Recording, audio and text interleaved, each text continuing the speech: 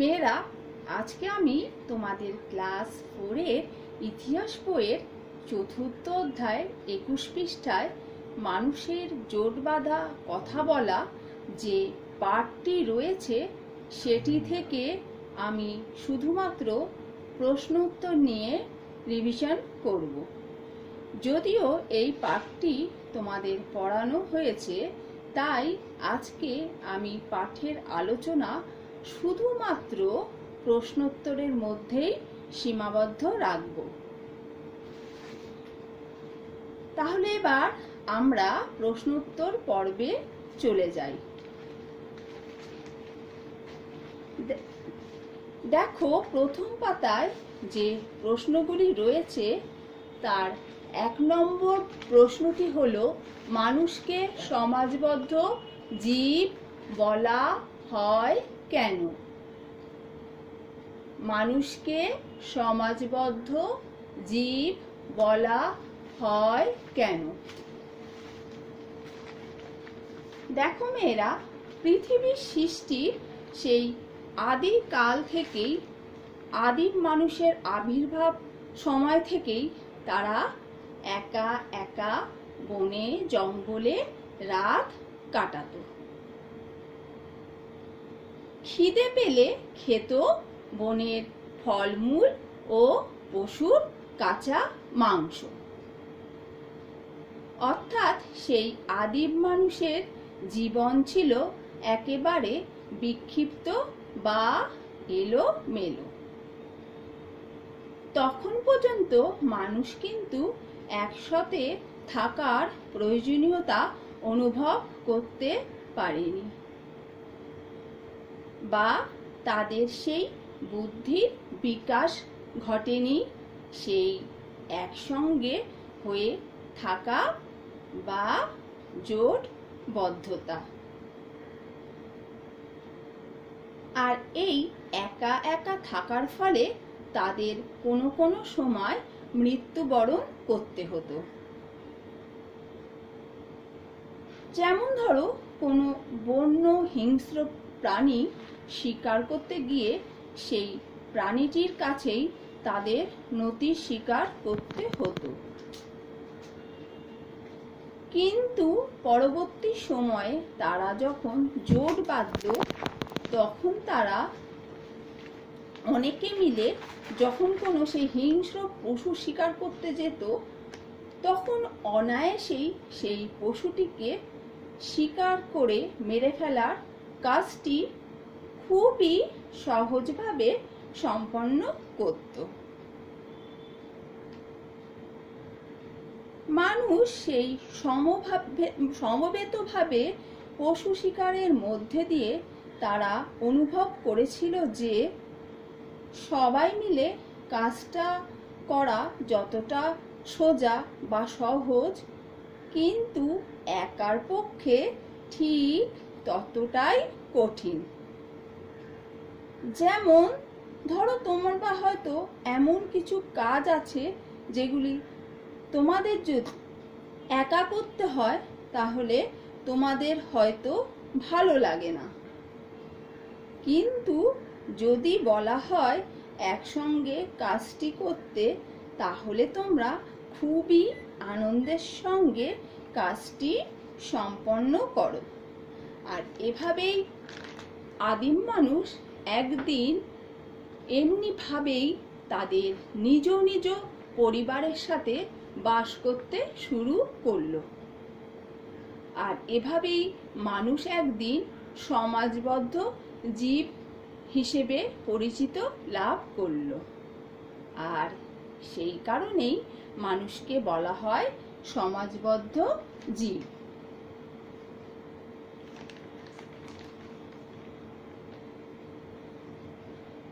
দ্বিতীয় প্রশ্ন, আদিম মানুষ প্রথমে কিভাবে থাকত?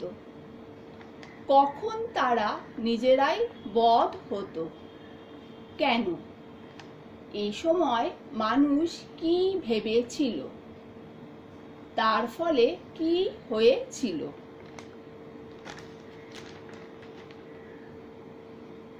আদিম মানুষেরা প্রথমে একা একাই এলোমেলোভাবে বনে জঙ্গলে ঘুরে বেড়াতো। খিদে পেলে তারা বনের ফলমূল ও বনের পশুর কাঁচা মাংস খেত। আর যেহেতু তারা একা একা থাকতো, সেই কারণে হিংস্র পশুর সঙ্গে তাদের একাই লড়তে হতো। আর হাতিয়ার সঙ্গে না থাকার জন্য তাদের অসহায়ভাবে হিংস্র পশুর কাছে মারা পড়তে হতো।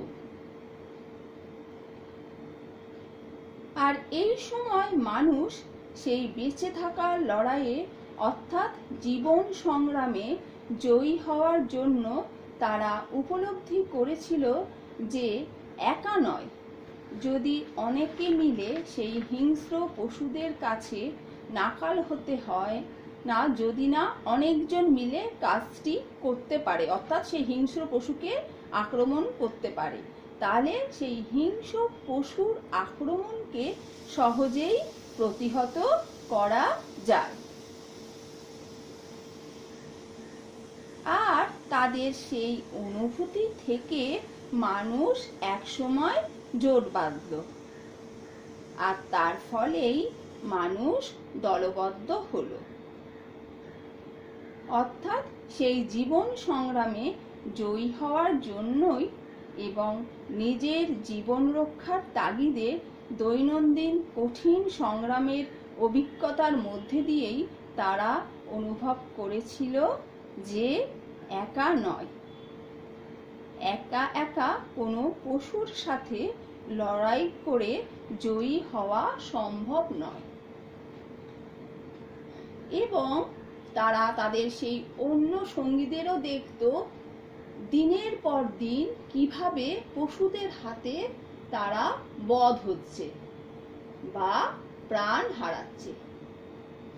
এই দৃশ্য দেখেই বা এই দৃশ্য পরখ করেই তাদের সেই চিন্তাধারা আসতে লাগলো যে একা নয়, একসঙ্গে অনেকে মিলে যদি পশু শিকার করতে গিয়ে যদি পশুটিকে আক্রমণ করা যায়, তাহলে কাজটা অনেকটাই সহজ হবে।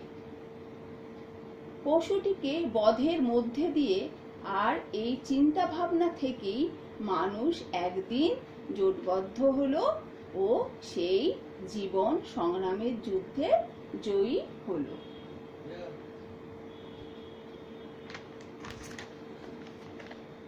3 নম্বর প্রশ্ন, মেয়েরা দেখো, মানুষ একজনের মনের ভাব অন্যজনকে জানানোর প্রয়োজনীয়তা কখন টের পেয়েছিল?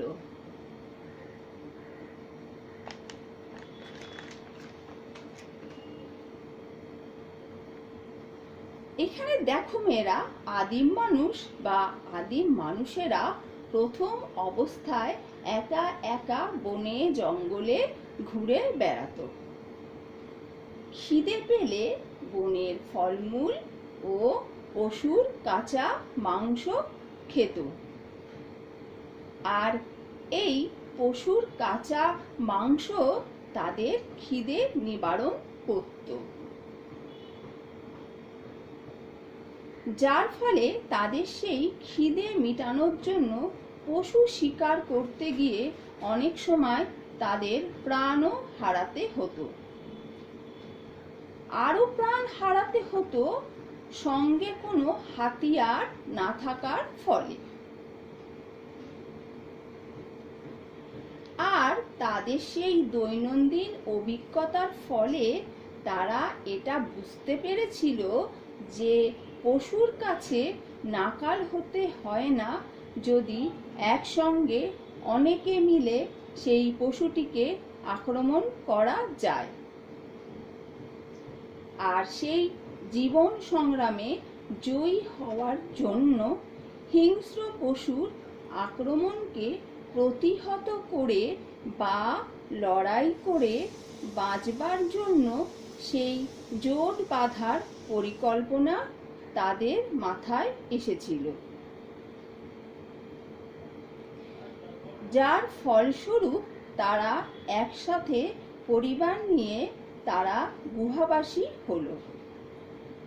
আর এই গুহাবাসী হবার পর থেকেই তারা দলবদ্ধ বা জোটবদ্ধ হলো, সেই একাকিত্বর জীবন পরিত্যাগ করে।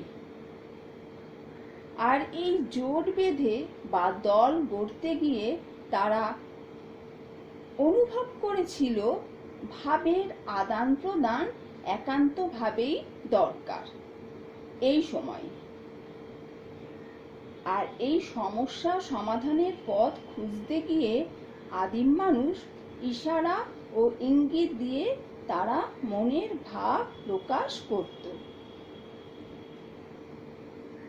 আবার কখনো কখনো মুখ থেকে বিচিত্র শব্দ বের করেও তারা মনের ভাব প্রকাশের চেষ্টা করত।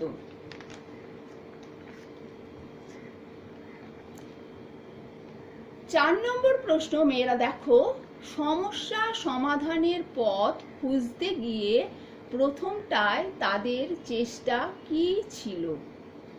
কি থেকে মানুষ গড়ে তুলেছিল কথা বলার ভাষা?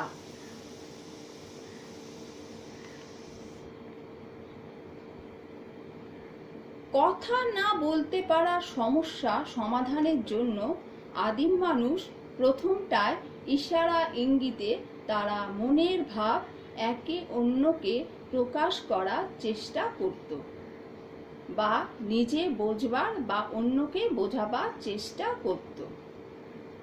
ইশারা ইঙ্গিত ছাড়াও আদিম মানুষ নানা শব্দ করে তাদের সেই অভিব্যক্তি ও প্রকাশ করত। যেমন আদিম মানুষেরা যন্ত্রণা ও বিরক্তি প্রকাশ করত উ, আ, ইস, উহু এই শব্দগুলির মাধ্যমে। আবার আনন্দের সময় তারা হি হি করে হাসত।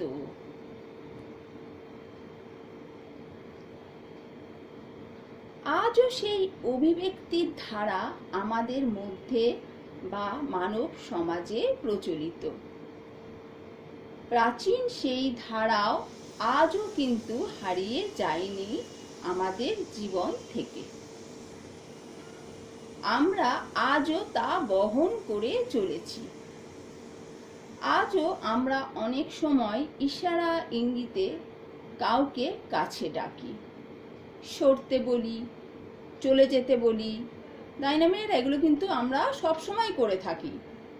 তাই পৃথিবীর প্রায় সর্বত্রই ইশারার এই একই ভঙ্গির ব্যবহার হয়ে আসছে।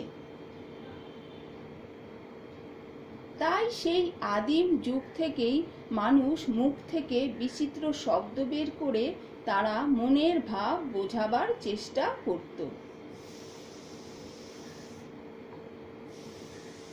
আর এভাবেই দিনের পর দিন নানা কসরত করে ইশারা এবং পরে মুখের শব্দ সাজিয়ে সাজিয়ে মানুষ একদিন গড়ে তুলেছিল তার কথা বলার ভাষা। অর্থাৎ মানুষের ভাষা তৈরি হলো, আর সেই ভাষায় মানুষের কথা বলা শুরু হলো।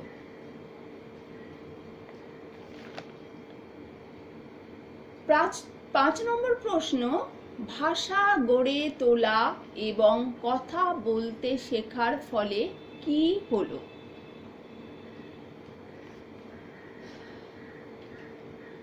মানুষ প্রথমে ইশারা করে মনের ভাব একে অন্যকে বোঝাবার চেষ্টা করত। পরবর্তী সময় মুখ দিয়ে বিভিন্ন আওয়াজের মধ্যে দিয়ে একে অপরের সঙ্গে ভাব বিনিময় করত। এইভাবেই আস্তে আস্তে বা ক্রমে ক্রমে মানুষের সেই মুখের আওয়াজ বা শব্দগুলো ভাষায় রূপান্তরিত হলো দীর্ঘদিনের প্রচেষ্টায়। আর সেই ভাষাকেই নানা রকম ভাবে সাজিয়ে গুছিয়ে আরো সুন্দর করে তুলল ক্রমে ক্রমে। আর এভাবেই তারা সেই ভাষার মাধ্যমে মনের ভাব পরিষ্কারভাবে বোঝাতে একে অপরকে আরো বেশি করে সমর্থ হলো। আর ভাষা গড়ে তোলা ও কথা বলতে শেখা মানুষের জীবনে একটা বিশেষ মাত্রা সংযোজিত করল।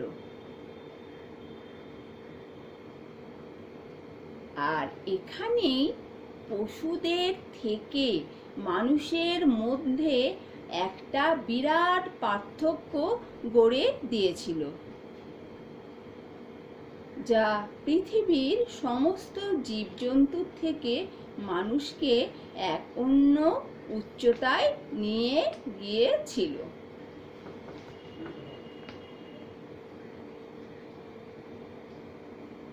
6 নম্বর প্রশ্ন, জোট বেঁধে দল গড়ে থাকতে গিয়ে মানুষ আবার কোন সমস্যায় পড়ল?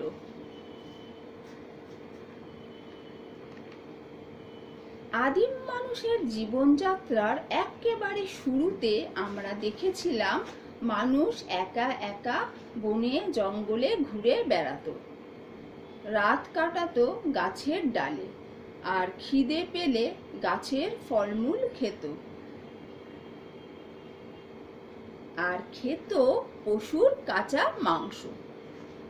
তবে পশু শিকার করতে গিয়ে বা হিংস্র পশুকে মারতে গিয়ে কোনো কোনো সময় সেই হিংস্র পশুর হাতে প্রাণহানিও ঘটত।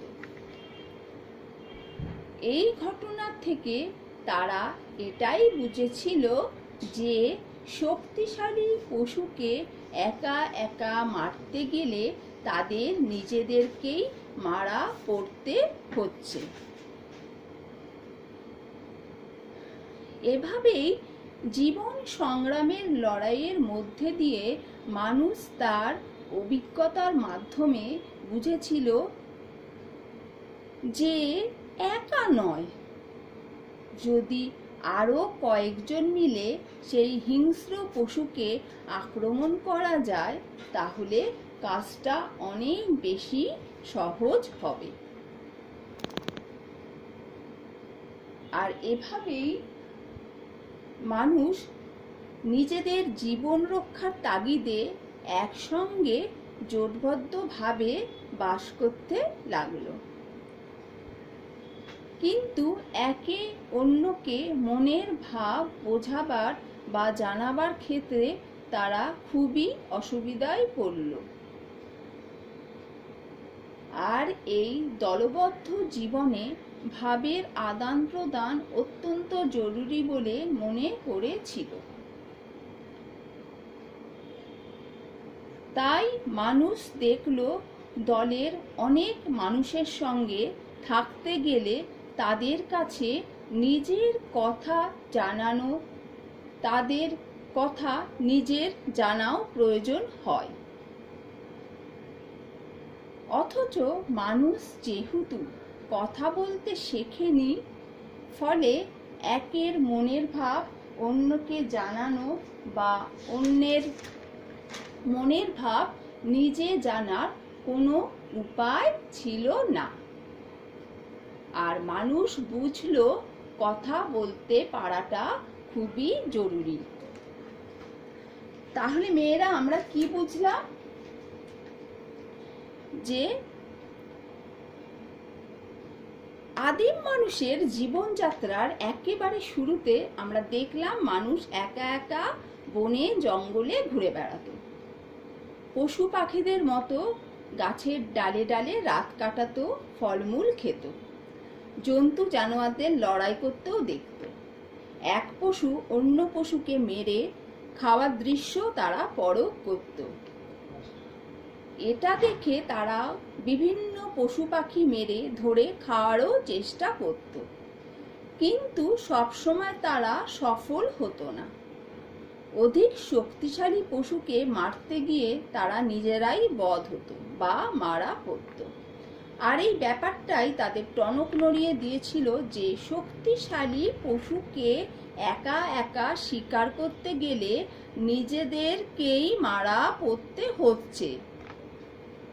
এভাবেই জীবন সংগ্রামের লড়াইয়ের মধ্যে দিয়ে মানুষ তার অভিজ্ঞতার মধ্যে দিয়ে বুঝতে পেরেছিল, একা না গিয়ে একসাথে কয়েকজন মিলে যদি তাকে আক্রমণ করা যায় তাহলে সেই হিংস্র পশুকে বধ করা অনেক সহজ হবে। এই ভাবনা থেকেই আদিম মানুষ জোটবদ্ধ বা দলবদ্ধ হতে শুরু করেছিল।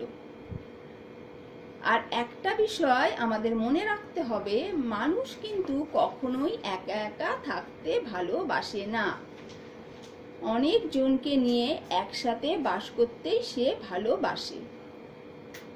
এ কারণেই মানুষকে বলা হয় সমাজবদ্ধ জীব, যা আমরা গুহাবাসী মানুষের মধ্যে দেখে থাকি, যেখানে মানুষ নিজের জীবন রক্ষার তাগিদে একসঙ্গে শৃঙ্খলবদ্ধভাবে বাস করত। যদিও জোটবদ্ধভাবে থাকার সুফল তারা অনেক বিষয়ে লাভ করেছিল, কিন্তু একে অপরের মনের ভাব বোঝাবার বা জানাবার ক্ষেত্রে তারা অসুবিধায় পড়ল।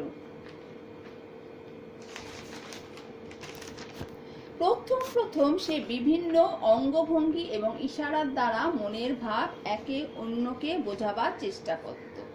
পরবর্তীকালে মুখ থেকে বিচিত্র সব কিছু শব্দ বারবার করেও তারা মনের ভাব বোঝাবার চেষ্টা করত। আর এভাবেই দিনের পর দিন নানা কসরত করে ইশারা এবং মুখের শব্দ সাজিয়ে সাজিয়ে মানুষ একদিন গড়ে তুলেছিল তার কথা বলার ভাষা। এভাবেই মানুষ প্রথম কথা বলা শুরু করে। ক্রমে ক্রমে সেই প্রথম ভাষাকে মানুষ সুন্দর রূপ দিয়েছিল, যা পরবর্তীকালে আমরা জানব। ভাষা গড়ে তোলা এবং কথা বলতে শেখা মানুষের জীবনে একটা বিশেষ মাত্রা সংযোজিত করে। আর এখানেই পশুদের থেকে মানুষের মধ্যে একটা বিরাট পার্থক্য গড়ে দিয়েছিল, যা পৃথিবীর সমস্ত জীবজন্তুদের থেকে মানুষকে এক অন্য উচ্চতায় নিয়ে গিয়েছিল।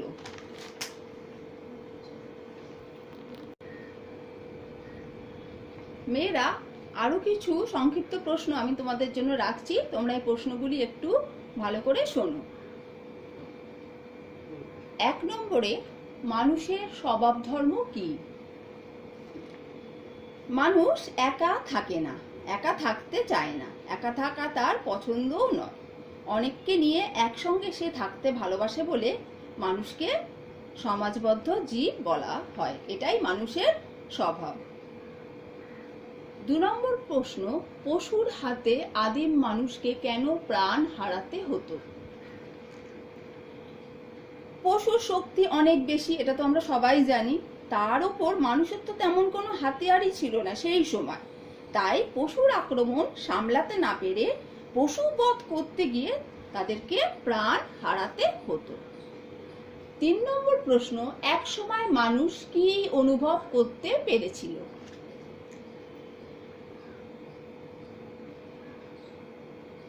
এক সময় মানুষ বুঝেছিল যে একা মানেই বোকা।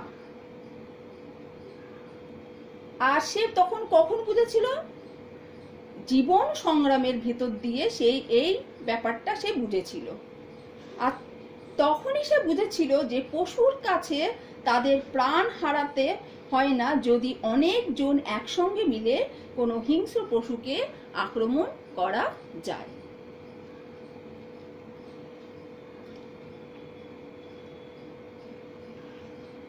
4 নম্বর প্রশ্ন, জোটবদ্ধ হয়ে বা দলবদ্ধ হয়ে থাকার ভাবনা কেন মানুষের মধ্যে এসেছিল?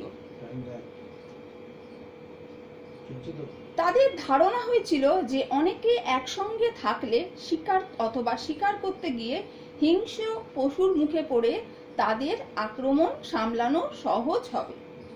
তাই এই ভাবনা থেকেই তাদের সেই ভাবনা দানা বেঁধেছিল যে জোট বাঁধলে বা দল বেঁধে থাকলে তাদের আর সেই হিংস্র পশু কোনোভাবেই আক্রমণ করতে পারবে না।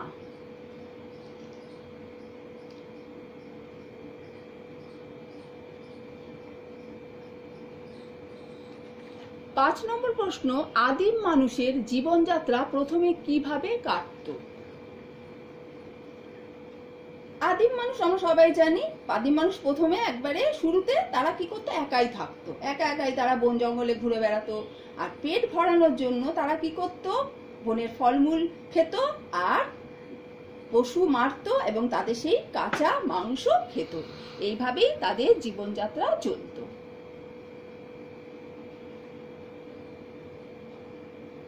6 নম্বর প্রশ্ন, মানুষ কিভাবে ভাষা গড়ে তুলল? প্রথমে মানুষ কি করত, ইশারা ইঙ্গিতে একে অন্যকে মনের ভাব বোঝাবার চেষ্টা করত। আর কখনো কখনো তারা কি করত, মুখ থেকে বিচিত্র সব শব্দ বার করত। আর এইভাবেই সেই শব্দ থেকে একদিন সৃষ্টি হলো ভাষার।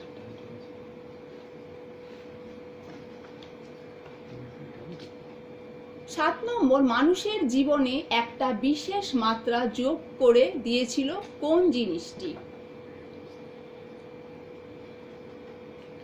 ভাষা গড়ে তোলা এবং কথা বলতে শেখায় মানুষের জীবনে একটি বিশেষ মাত্রা যোগ করে দিয়েছিল।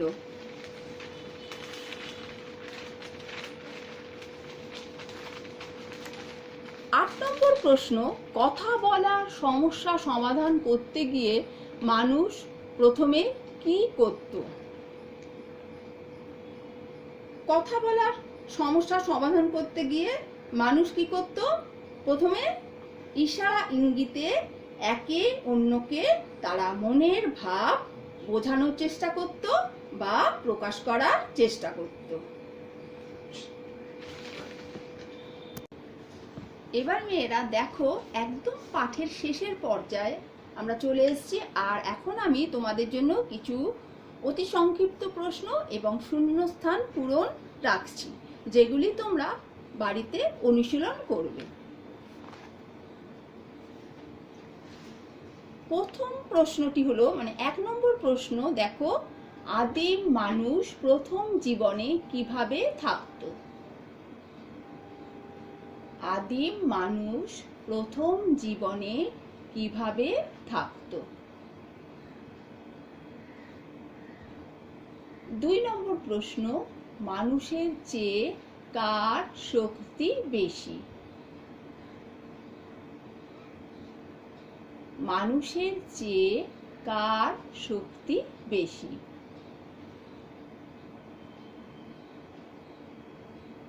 3 নম্বর প্রশ্ন, একসঙ্গে থাকতে ভালোবাসে বলে মানুষকে কি বলা হয়?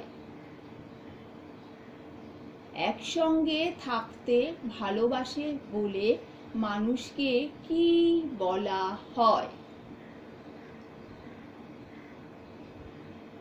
4 নম্বর প্রশ্ন, প্রথম দিকে আদিম মানুষ মনের ভাব কিভাবে প্রকাশ করত? 4 নম্বর প্রশ্ন, প্রথম দিকে আদিম মানুষ মনের ভাব কিভাবে প্রকাশ করত? 5 নম্বর প্রশ্ন, আদিম মানুষের খাদ্য কি ছিল? আদিম মানুষের খাদ্য কি ছিল? 6 নম্বর প্রশ্ন, ইশারা ছাড়া আর কিভাবে আদিম মানুষ তার মনের ভাব প্রকাশ করত? ইশারা ছাড়া আর কিভাবে আদিম মানুষ তার মনের ভাব কিভাবে প্রকাশ করত?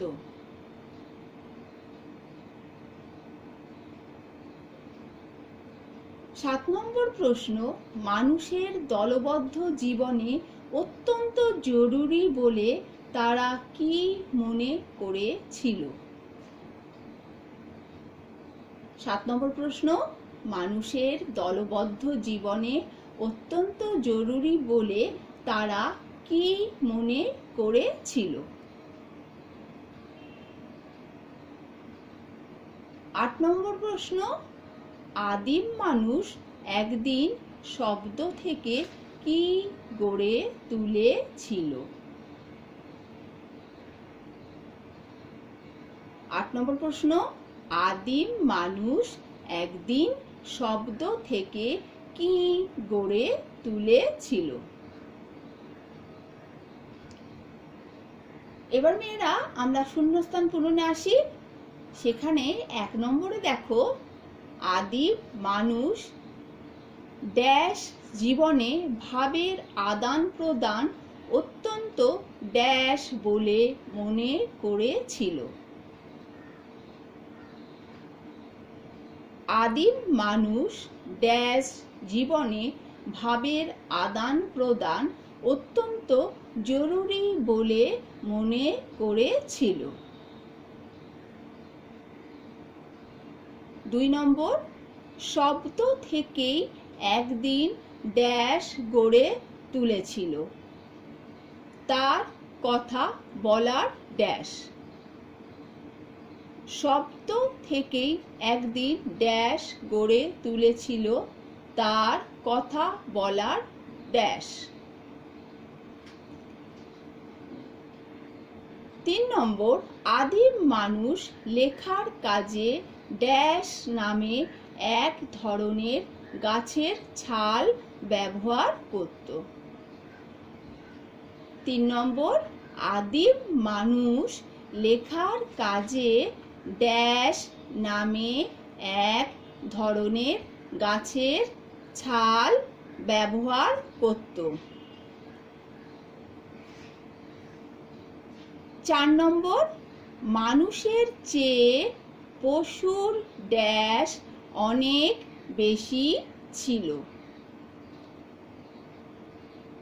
মানুষের চেয়ে পশুর ড্যাশ অনেক বেশি ছিল। 5 নম্বর, আদিম মানুষ কখনো মুখ থেকে ড্যাশ বের করে মনের ভাব প্রকাশ করত। আদিম মানুষ কখন মুখ থেকে ড্যাশ বের করে মনের ভাব প্রকাশ করত। 6 নম্বর, ভাষা গড়ে তোলা এবং ড্যাশ বলা মানুষের জীবনে একটা বিশেষ ড্যাশ যোগ করে দিল। 6 নম্বর, ভাষা গড়ে তোলা এবং ড্যাশ বলা মানুষের জীবনে একটা বিশেষ ড্যাশ যোগ করে দিল।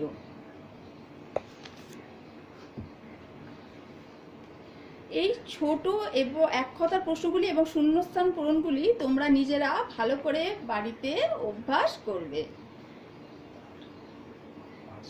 আর তার সাথে সাথে এই পাঠের সমস্ত প্রশ্ন উত্তর যা আমরা আলোচনা করলাম আশা করি তোমরা বুঝতে পেরেছো। এই সবটাই তোমরা ভালো করে প্র্যাকটিস করবে। তোমরা সবাই ভালো থেকো। আজ এখানেই শেষ করছি। Good bye.